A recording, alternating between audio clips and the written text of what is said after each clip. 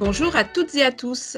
Dans le cadre de la Journée internationale de lutte pour les droits des femmes, le comité Inclusion et Diversité France de Kantar souhaitait vous présenter les résultats du baromètre annuel, 3e édition du baromètre Priorité Femmes, mené en partenariat avec la Fondation des femmes.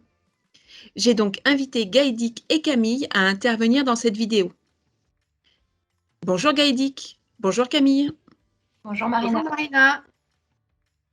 Gaïdic et Camille, vous faites partie du comité Inclusion et Diversité de Kantar France avec moi. Gaïdic, tu présides ce comité. Dans un premier temps, pourrais-tu nous rappeler en quoi les droits des femmes sont une priorité pour Kantar? Tout à fait, Marina. Donc, Kantar est engagé sur ces sujets depuis déjà de nombreuses années.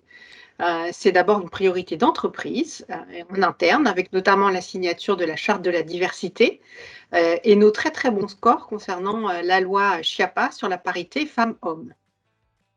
Merci Gaïdic. Pour la 3e année consécutive, Kantar réalise donc une étude pro bono sur la question de l'égalité entre les femmes et les hommes. Pourquoi ce partenariat avec la Fondation des femmes? Alors, notre engagement sur ce sujet est un engagement en interne, mais aussi ce sont des valeurs que nous pouvons porter à l'externe. Et là, nous avons mis nos savoir-faire au service d'acteurs du changement. Notamment, donc, nous sommes très très fiers d'accompagner la Fondation des femmes depuis 3 ans. C'est à peu près la même date à laquelle nous avions fondé le comité Inclusion et Diversité en France. Camille, peux-tu nous en dire un peu plus sur ce baromètre?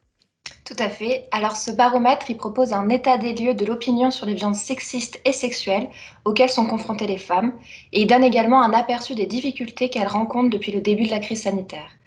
L'édition 2021 du baromètre, elle revient également sur la perception des Françaises et des Français quant à plusieurs sujets de société dont le cyberharcèlement, l'accès à la pornographie pour les mineurs ou le congé paternité. On observe dans cette étude une baisse de la satisfaction des Français et des Françaises en matière d'égalité entre les femmes et les hommes dans tous les domaines, familial, public et professionnel. Comment peut-on expliquer cette baisse de la satisfaction?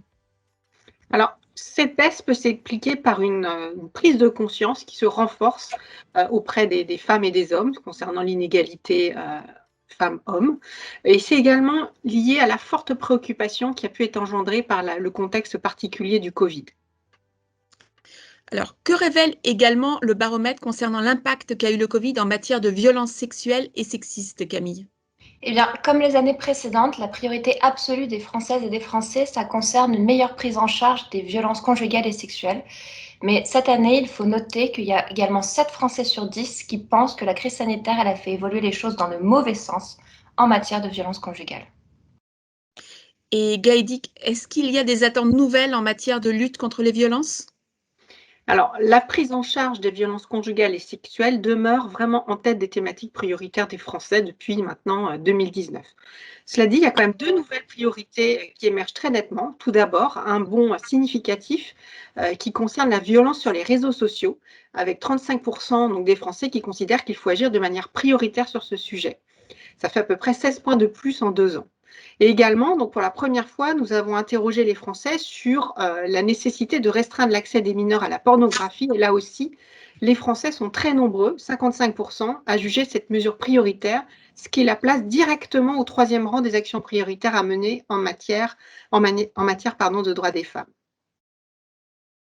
Alors, merci à toutes les deux. Le travail du comité va maintenant continuer tout au long de l'année. Si vous souhaitez nous rejoindre, envoyez votre candidature à Isabelle Le Morillon. Je vous souhaite une très bonne journée. Portez-vous bien.